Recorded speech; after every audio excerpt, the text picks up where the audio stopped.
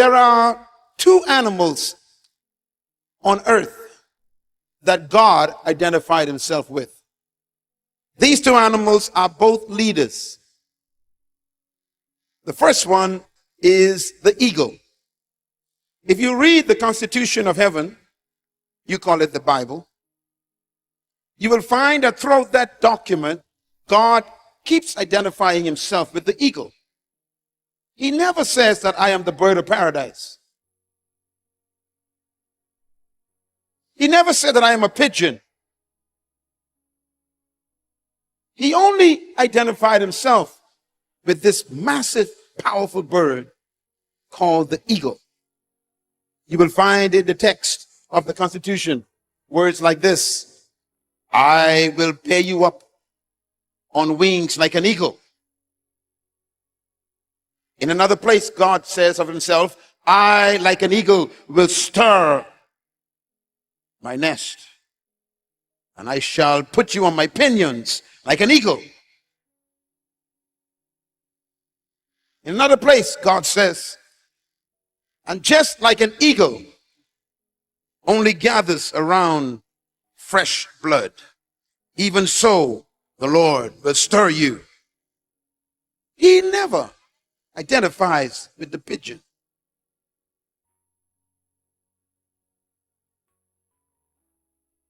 The second animal that God identified himself with is the lion. The lion is also the leader of the animal kingdom. So the eagle is the leader of the bird kingdom, and the lion is the leader of the animal kingdom. Even though the lion is not the largest animal in the jungle, he's not the most powerful, he's not the most intelligent, he's not the biggest animal, and yet the lion rules the jungle. The lion is important because the lion destroys all of your excuses for not being the leader. You don't need to be the biggest to be the leader. You don't need to be the strongest or the heaviest or the most powerful or even the most intelligent. And yet you can be the leader. So the lion defies everything that they taught you about leadership. And that's why God himself identifies with the lion. He says, I am the Lion of Judah. Not the dog of Judah. Not the giraffe. Not the elephant of Judah. He identified with this creature that he created. And my question is, why did God identify himself with these two animals so much? The answer is because he put in these two animals certain qualities that make them different from the others. And those qualities are identified as leadership characteristics. That's why it's important to study the lion and to study the eagle. As a matter of fact, these two animals became my personal friends because it is these two animals that help me to understand myself and to understand God's plan for my life and to understand how I'm supposed to live. And there are two words I want you to identify with these two animals. The first one, the lion, is the word attitude. The lion is the leader of the animal kingdom because of his attitude. The lion has a deep sense of confidence and courage. He's not afraid of the elephant or the giraffe. He eats the hippopotamus. He destroys the bulls. He somehow has this confidence that he can eat any animal, no matter how big they are, no matter how strong they are. The lion has an attitude of self-confidence. The eagle identified with the word vision. Everybody say vision. What makes the eagle dangerous is God placed in the eagle a capacity in his eyes to see from a distance in detail. The eagle is the only bird on earth. As a matter of fact, it's the only animal on earth who can see 50 times better than a human. The eagle can see 5 miles away in total detail. It's called optica, vision.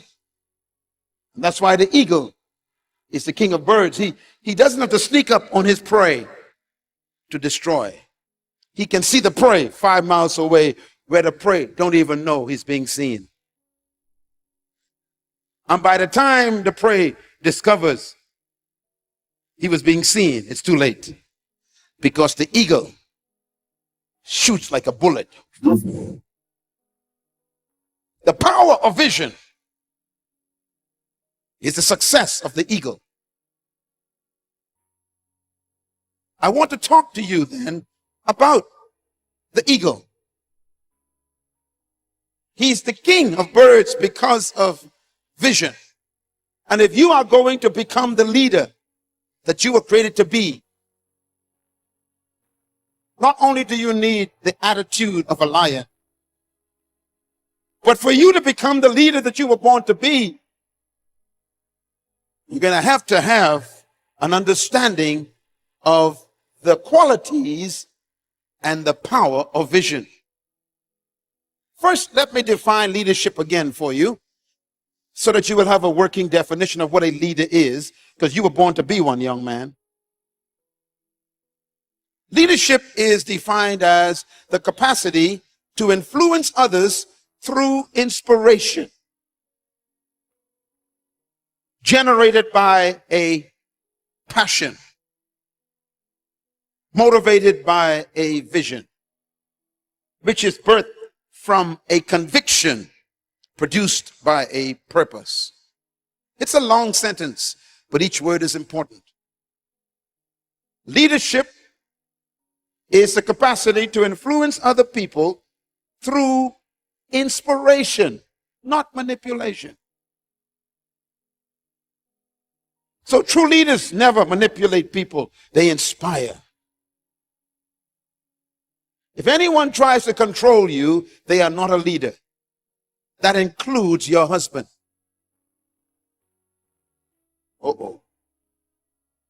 Anyone who has to control you is not a leader.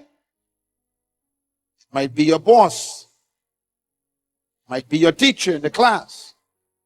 It might be your pastor. They are not leaders. Anyone who tries to control another human is not a leader. They are a dictator, an insecure wimp. True leaders never control people. They inspire people. And how do they inspire people? Because of their passion.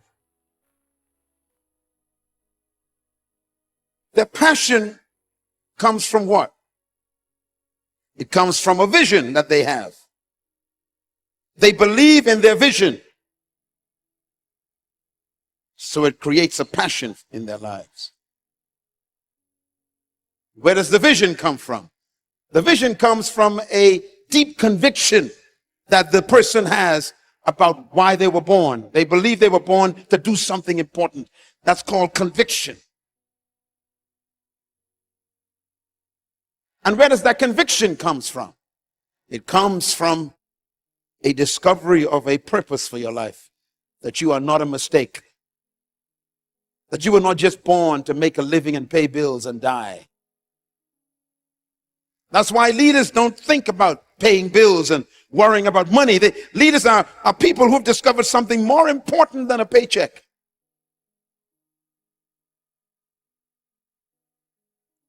Leaders are driven by a sense of purpose and destiny. They believe that they were born to correct a problem, to bring healing to humanity, to change a community, to transform a society, to impact their country. That's leadership. That's why most people today are not leaders. They just want to make a living.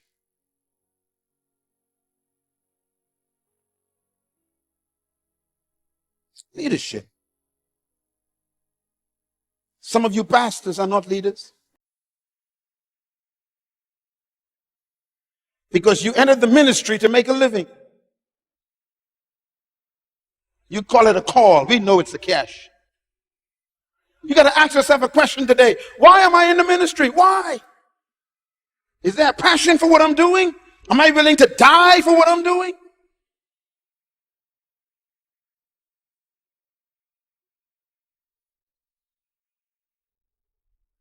Leadership is about a conviction.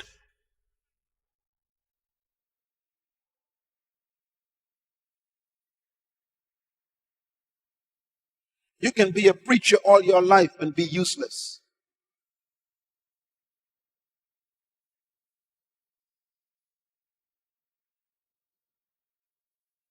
Leadership is not about personal ambition.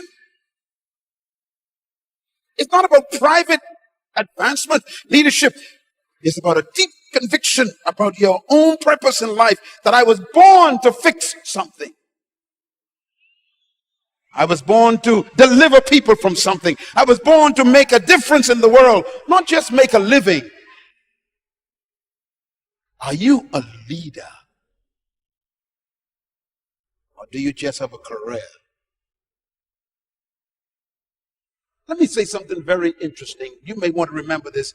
Leaders can never retire.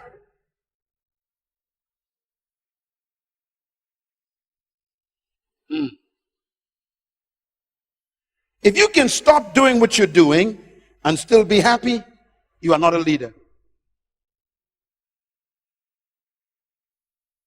Because you cannot retire from yourself. And a leader is one who has discovered herself. She has discovered who she was born to be. He had discovered what he was born to do. And you cannot retire from yourself.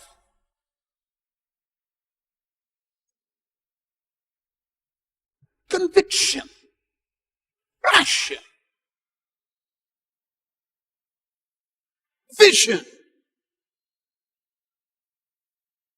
I can talk about each one of these components for the next 10 years and never go home. Wouldn't you like that?